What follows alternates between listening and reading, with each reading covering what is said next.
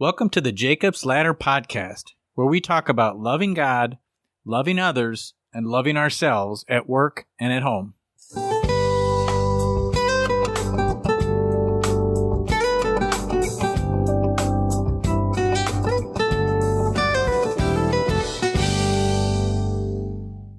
Welcome to episode 243, and today is the first of a two-part interview with Caleb Hegg, who runs the Torah Resource Institute, and I am very excited about sharing this with you, so let's get right to it. Hey, Caleb, thanks so much for joining us today. How are you doing? I'm doing great. Thanks for having me. Well, I'm really excited. I have been following and participating in the resources available through Torah Resource. I have a lot of respect for both you and your dad, so this is a real treat.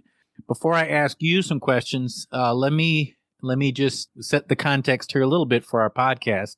So I've been doing a podcast for about 10 years, and it's the title of it has been Christian Men at Work, and the goal was to share stories by everyday Christian men, although sometimes it was authors of books, but the focus of it was, the intent was to inspire other Christian men to live out their faith through their work. So that's been a pretty consistent focus of that podcast. And then along the way, starting several years ago, I started practicing being Torah observant. I guess I would call myself messianic if you want to put a label on it. And I would start to sprinkle some of those beliefs into that podcast, but I didn't want to kind of do a bait and switch and offer people what they hadn't signed up for. And so I tried to stick with the original intent. But then I took a break for 6-8 months. And then when I started back up, I rebranded it to Jacob's Ladder. And so this is a real treat to me because I'm looking for opportunities to talk specifically about Torah-related issues. So I just wanted to throw that background out there. So let me now throw it back at you and say, give us a little bit of your testimony, maybe first, and then, or you can do it combined with your father's testimony, but basically just to give our listeners some background as to how your father went from being a Christian to a Torah observant Christian, and then how that actually led to him starting his ministry. Sure. So my dad, Tim Hegg, before I was even a twinkle in his eye, was going to he's been a believer his whole life. I mean, since he was I think 5, he's been a believer, and he knew he was going to go to Bible college, which he did. He went to Cedarville University, which is a Christian university, and he studied music. That his major was in music, but he knew he was going to go into ministry, and so he kind of set himself up for that. And when his father was a pastor, and his brother now is a pastor of a very large Baptist church. He was raised Baptist, and so he knew he was going to go into ministry. So after college, he went to a seminary in California. That seminary eventually moved up to Washington State and became Northwest Baptist Seminary. That's where he got two masters. He got a MDiv and he got a master's of theology at Northwest Baptist. And so after that, actually, kind of while he was working on his thesis for his MDiv, which he did on Abraham and the Covenant of Grant. So this is some probably outside of the scope of a lot of your listeners' idea of what that might be. But basically, he started to look at covenants and Abraham in particular, and the covenant that was made with Abraham, and how and what exactly the structure of that was in relation to other covenants in the ancient Near East, and if it followed any structures and those kind of things. So this is what he did his MDiv thesis on. And so his brain was already in that, in that realm. And part of his seminary training, he was very much he chose Northwest Baptist initially when it was down in California and called something else. He chose that school because of the Hebrew teachers there. He knew he wanted to study Hebrew and be able to read the Bible in the original language and so on and so forth. So he does his thesis while he's starting to work as a pastor at a non-denominational Christian church in Tacoma, Washington. And that church was called Fellowship Bible Church. And I actually don't know if he helped start the church or if he came in right after they started the church, but it was just a really small little church. And that church is still around today. It has grown. I don't know. They probably have 600 or 700 people there. It's a very healthy church, still to this day. Anyway, he was kind of part-time on staff with the church while he was doing his thesis. And this was mid 80s. And by this time I was born. And so I'll try to keep a long story somewhat short. His grandfather, my great grandfather, Billy Schwartz, was kind of an interesting guy. He was a trumpet player, but he spoke fluent Yiddish, and he there were signs there were signs that his background was not purely a Christian background. He was a believer, and but he clearly something was a little different. And when he was about to pass, he told my father not to forget his heritage, and my dad didn't really know what that meant, but it kind of sent my dad on this journey of trying to figure out exactly what that meant. And so when I was probably 5 years old or so, 1986, 1987, somewhere right around in there, my dad really started looking into his bloodline and his heritage, just to kind of understand more where his grandfather had come from and what that statement meant. And while he was doing that, he found out that he had Jewish blood, and that kind of, raised a lot of questions. What does that mean for me? Does that mean anything different for me? Does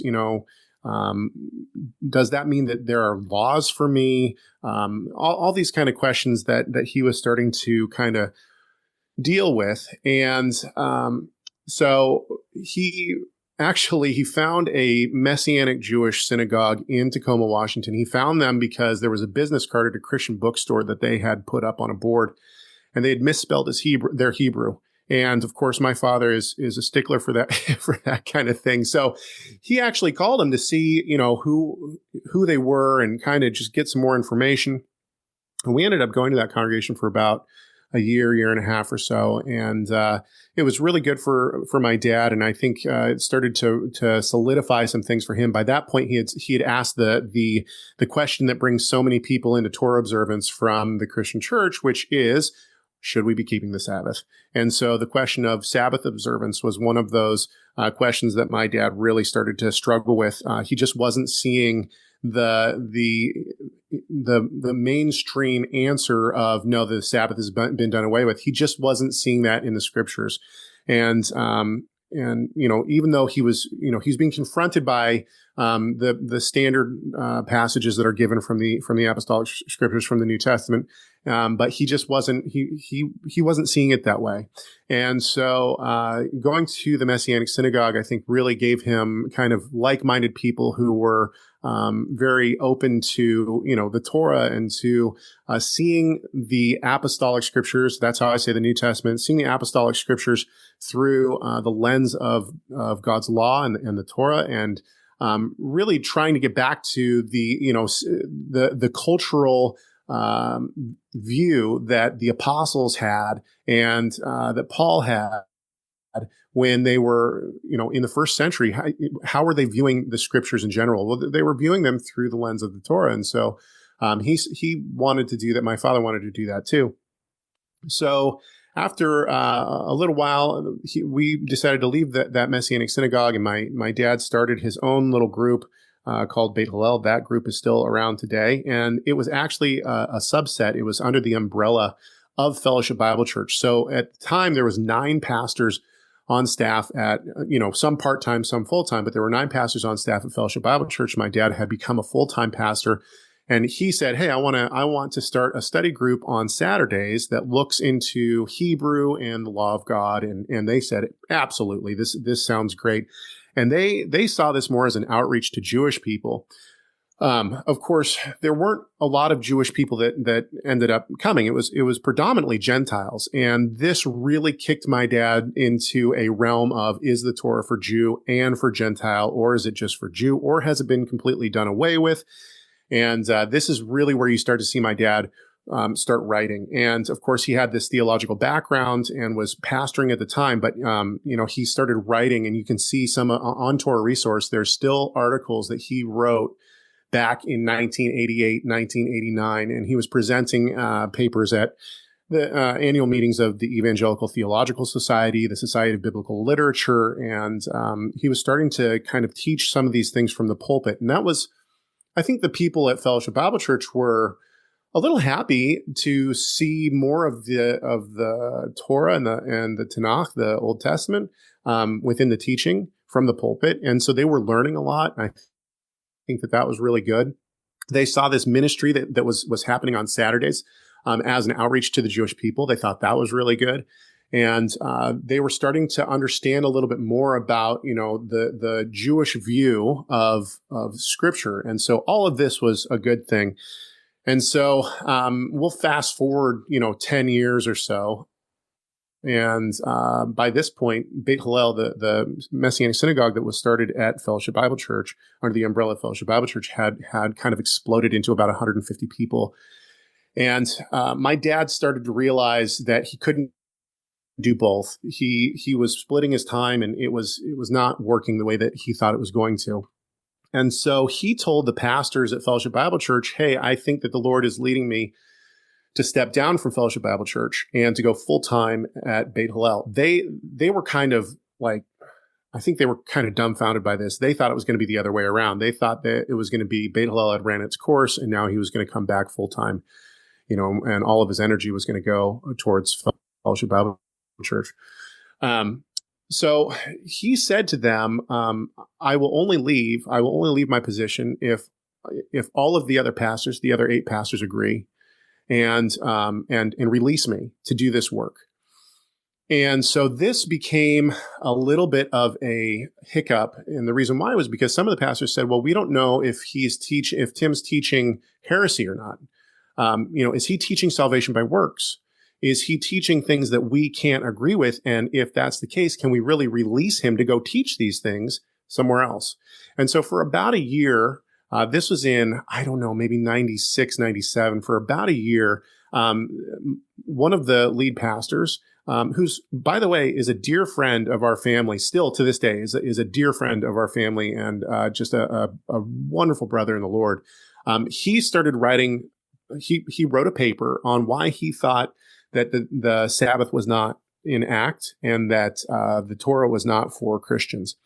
And so my dad responded to that paper with a larger paper. I think the first paper was like 2 pages, and my dad responded with a paper that was 6 pages. And it just kept going, and the papers got bigger and bigger and bigger. And if you look at some of those papers that were written in the late 90s between my dad, Tim Hegg, and this other pastor, Bruce Stabbert, you'll see that they got into almost book-sized papers. I think the last paper that my dad wrote as a response was somewhere around 75 pages. And, a lot of the other pastors there said, hey, this is kind of above our pay grade. We're not really sure, theologically, this is major leagues, and we're not quite there yet. And so eventually, long story short, eventually the pastors at Fellowship Bible Church said, and Bruce said, Tim is not teaching salvation by works. He is teaching 100% salvation justified by faith alone, brought into covenant relationship by God through grace and through faith alone, but sanctification through the work of the Holy Spirit and the Torah. And so they said, we don't agree necessarily with this, but it's not heresy. It's not wrong to say that, we should love God's law. And it's not even though we don't agree, this isn't a heretical view. And so they released him to be at Beit Hillel. And right around this time, my dad started working for First Fruits of Zion, different ministry that is still around today. And he started doing theological work for them. In 2002, he started Torah Resource. And this was because he had written enough by that point that people were starting to ask for his books and for his articles. And so Torah Resource was started in 2002. I came on in 2006 just to put orders together. The orders had become so many that it was biting into his time to study. And of course, that wasn't going to work for my dad. So he brought me on in 2006. I put orders together all the way until 2016, 2017, something like that. But in 2011, he brought more staff on, started Torah Resource Institute, which is an online school where people could take classes and whatnot. And we still have a section of Torah Resource Institute. This is continued all the way until today in 2024, 2025 now, I guess it is 2025. So now my father has, just this past year, my dad retired, and I have taken over the running of Torah Resource. We have a board and staff and whatnot. But it's our goal to, so it depends who I'm talking to, really. And I'll back up and tell you my walk in a second. That was my father's story and how we came to Torah observance in my family. I'm gonna interrupt you here just so I can ask you a couple questions about what you shared already. Otherwise, I'm afraid I'm going to forget. Absolutely. And this is just exactly what I was looking for. I mean, sometimes I interview people and I'm looking for a shorter testimony. In this case, this is what I want this whole episode to be about is testimony of your dad and yourself. So this is perfect. But let me just ask a couple questions before we transition into your personal testimony. Yeah. I guess the first is, first is a comment about, I've heard so many good things about your dad, and some of them have included that he's one of the scholars among this movement, and he kind of brings legitimacy. He doesn't just haphazardly, make claims or come out with doctrine. He really studies these things out. And of course, I totally agree with that. I also have heard a little bit about this second aspect, which you've illuminated much more so, I think, which is how he's kind of gone about this transition from the Christianity he grew up with. And one of the things I heard you say is that he kind of wasn't rash, or you might say rebellious about it, that he tried to work within the church, and the fact that he wouldn't leave until he kind of got, I guess you could say, the blessing or the release from all the pastors on that church. That's so impressive to me. And then he made his argument as opposed to just kind of stomping out and pouting. Can you just comment on about a couple of those things about your dad? Yeah. So, I mean, I just thinking about the pastors and him leaving Fellowship Bible Church. By the way, I mean, I should I'll be very transparent here. I'll just let everyone know that my wife and my family, we actually have now in the past 6 months gone back to Fellowship Bible Church. That's our home. That's the church that we attend now. So my wife and my family, we are back at Fellowship Bible Church. I didn't go to Fellowship Bible Church for, 23 or 24 years, but the relationship that my dad left with those people has been so good. And this is, admittedly, this has really influenced me in the way that I have dealt with brothers and sisters in the Christian church that have not come to an understanding that they should be keeping the Torah in terms of, the kosher laws or the Sabbath. And yeah, I think it was really quite shocking to everyone that my dad, my dad's theory behind that was, I said that the Lord had brought me to this church and that the Lord had put me on staff at this church. And the way that I'll know that the Lord is releasing me is if they all agree that I leave. If they all give me their blessing, then I'll know that the Lord is releasing me. Otherwise, I can't say that the Lord has placed me here and then just say, I'm going to leave. Because if the Lord has really placed me here, then I need to know that he's releasing me. And I think that was, the integrity in that, especially when there's theological differences, I think is seen by all. It was not easy, and towards the end, there was, there were pastors there then that are not there now. They've left that church, and it's a different pastoral board. So it's different than it was. But they had decided that he wasn't allowed to teach in certain books because they didn't know what he was going to, how he was going to teach. So, for instance, Galatians. My father's written what I think is a stellar commentary on the book of Galatians. And because of that, if you look at his interpretation, it's very different than the mainstream Christian take on Galatians, that the law has been done away with and so on and so forth. And so understandably, the church then said, we don't know what he's going to teach on this. And so, you can't teach out of Galatians. And then there were questions about certain places of Romans. Can he teach on certain? So it became very difficult for my dad. But yeah, I agree with you. The integrity there was front and center. He wasn't going to, and I remember, I think I was 16 or 17 at the time. And I remember him saying, if they say that I can't leave, I won't. I'll stay. I'll take that from the Lord, that the Lord wants me to stay here and do ministry here. And so, but what that did was it really maintained all of the relationships. There were no burnt bridges between my dad and that church. And in fact, about 2 or 3 years ago, they invited my dad back to teach on Exodus and on the Passover. And so he was a guest speaker at Fellowship Bible Church, which was, a huge honor for him because it just showed that those bridges hadn't been burned. And part of that, what I see is we're going to talk, I think, more about the status and kind of what we see in our movement, I think, in a separate discussion. But I just real quickly, part of what I see in the brief time I've been in this movement is sometimes an arrogance and kind of a looking down on our noses at those Christians who don't get it. What I'm hearing from you is more of what I see in the congregation I'm in, which is humility and trying to stay connected and focusing on the things that we agree with. And I just think that's wonderful. Yeah, absolutely. Did you have any more comments? Yeah, or questions? I wanted to ask you, First Fruits of Zion. Yes. Can you talk a little bit about what drew him to First Fruits of Zion?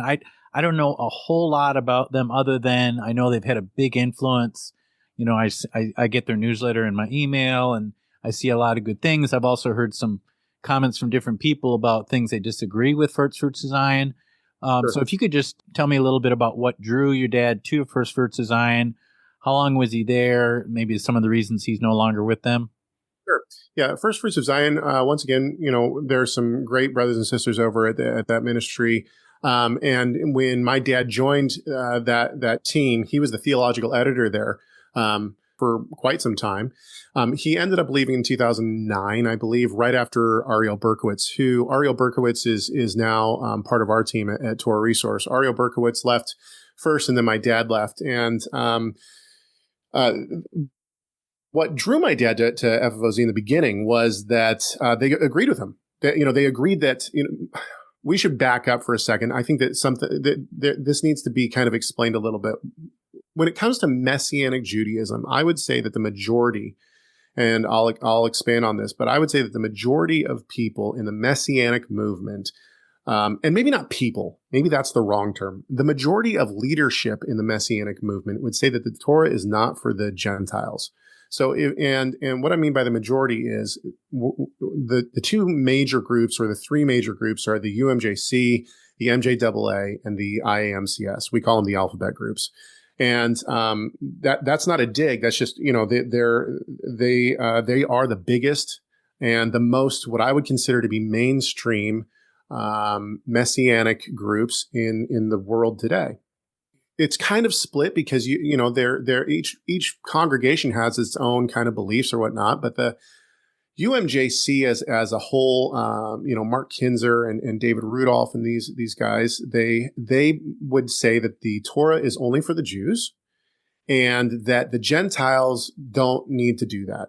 It's not for the Gentiles. It's identity markers for the Jews, and that the Gentiles should stay in the Christian church and the Messianic Jews should be in the Messianic synagogue. And the MJAA I think that a lot of their groups would say the same thing. Some of them would say, the Torah has been done away with. It's just an identity marker for Jews. So the Jews can take it or leave it if they want to, but it's not a requirement, or it's not, eating pork or anything like that. That's not like sinful. It's just, it's an identity marker. And so my dad was different than that. My dad believes and believed at the time that the Torah was for everyone, that God had one standard for all people. If you were a covenant member, you're brought into the covenant, and then the blessings and the curses, the stipulations, all that applies to you. And we see this played out somewhat in the prophetic writings, right? In Ezekiel, we see that the Gentiles get land rights according to whatever tribe they're, wherever they're living, whatever tribe's land they're living in, they get land rights. We see that in Zechariah 14, all nations come up to celebrate Sukkot. And if Egypt doesn't, then it's going to be trouble, right? So we see kind of this inclusion of the Gentile into these things, the Torah itself. So when my dad, coming back to FFOZ, when my dad joined FFOZ, they believed the same thing. They believed that the Torah was for the Jew and for the Gentile. And FFOZ actually coined a term. They called it one law theology.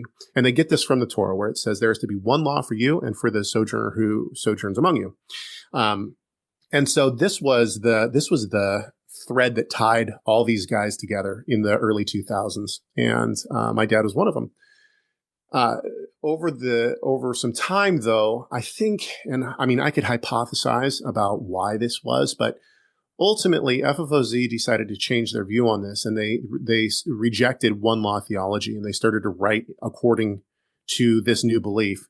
My dad saw this instantaneously, and I think the thing that really the clean break was made when they published. My dad was, as I said, that my dad was the theological editor. They published something that he did not approve. And it went against his belief in terms of Gentile inclusion into the covenants. And so this was the end of his being with First Fruits of Zion.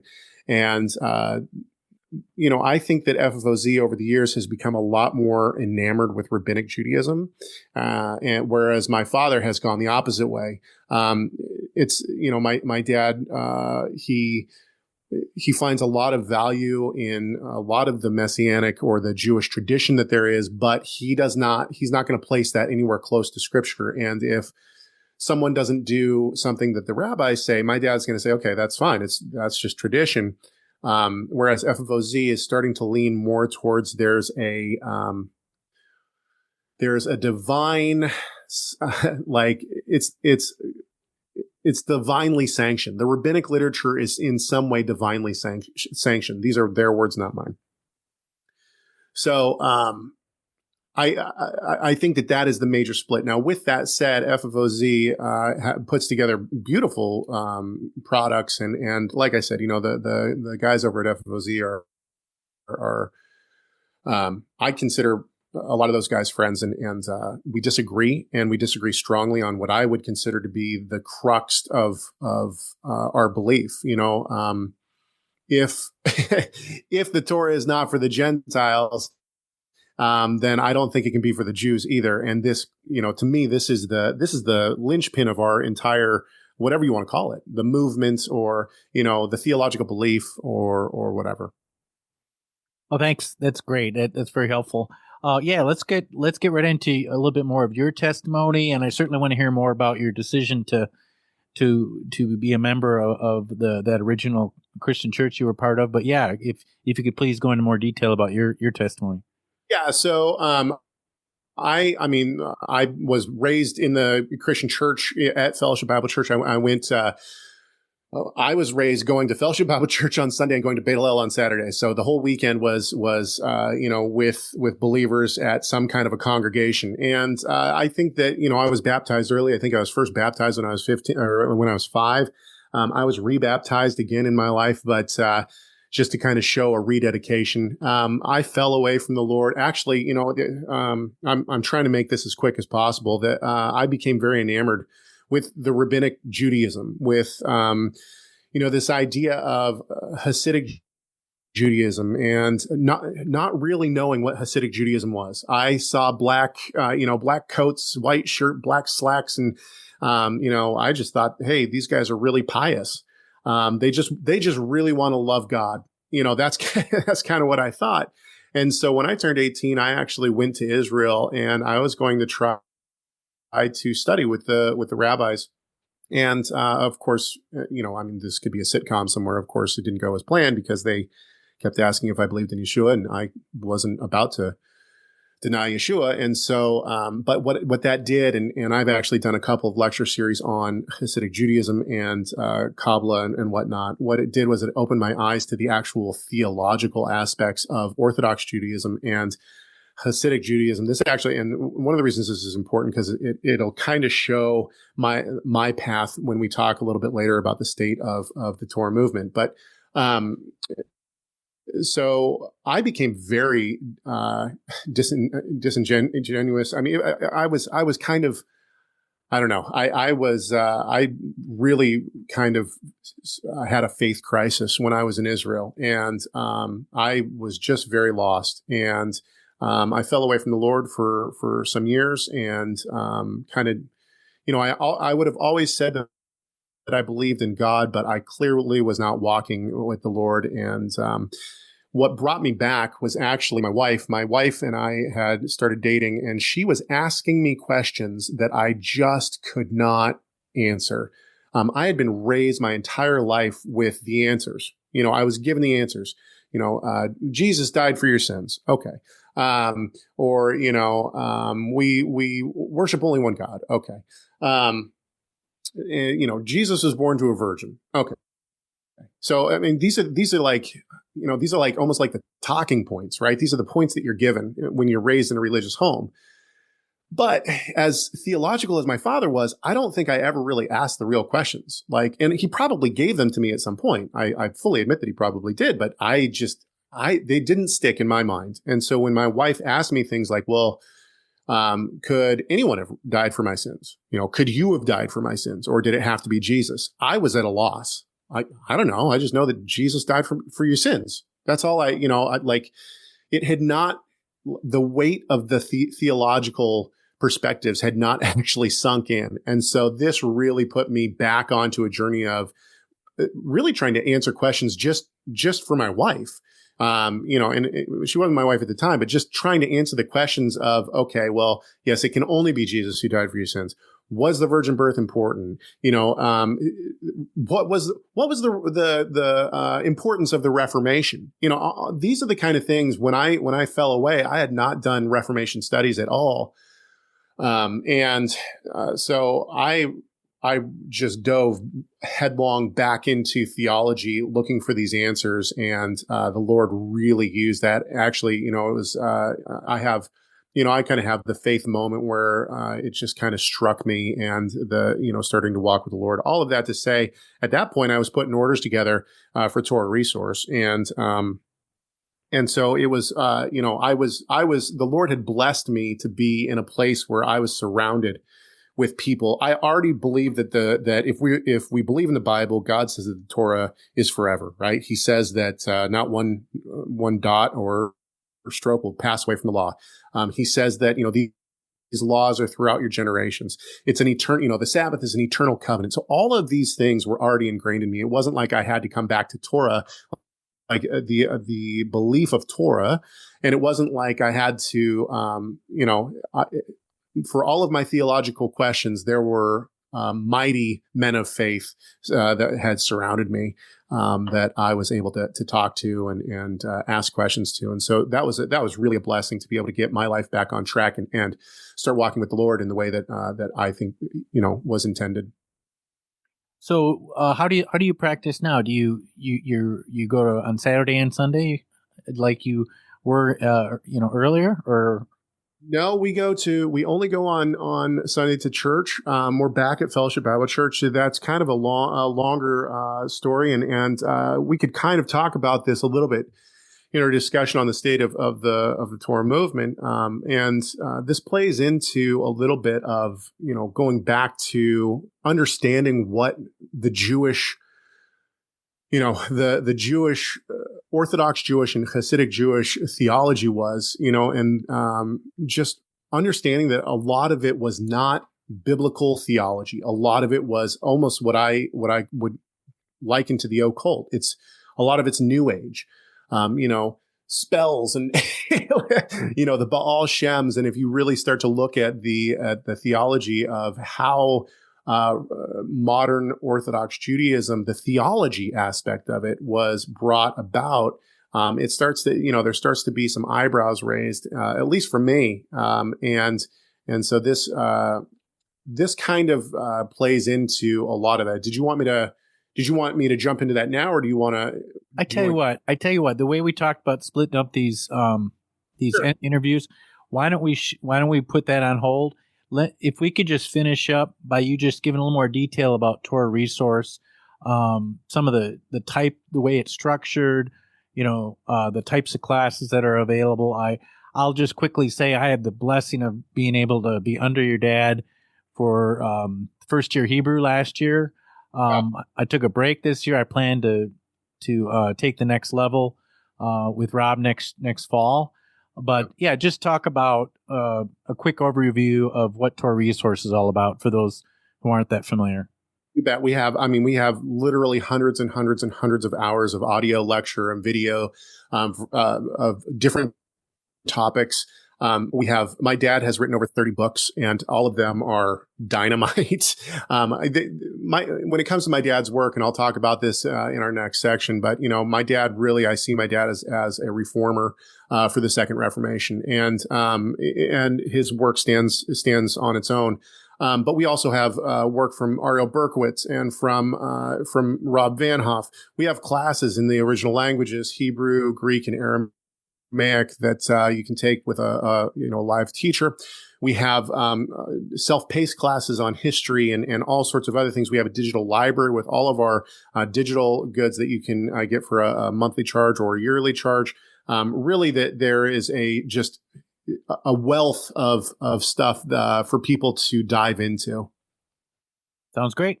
Well, if anyone wants to learn more about Torah Resource or maybe contact you or someone else there, how would they go about doing that? Yeah, you can go to torahresource.com. All of our contact information is there, or my personal email address, chegg@torahresource.com, chegg@torahresource.com. Thank you so much, Caleb. This has been fantastic. And thanks for sharing this with us today. And hope you have a good rest of your day. Thanks so much. I hope you enjoyed this discussion with Caleb Hegg as much as I did. And I also hope you're feeling inspired to apply something that you heard to better love God, love others, and or love yourself. Please come back in 2 weeks and hear the second part of this interview. Until then, thanks for listening, and I look forward to our next time together. God bless.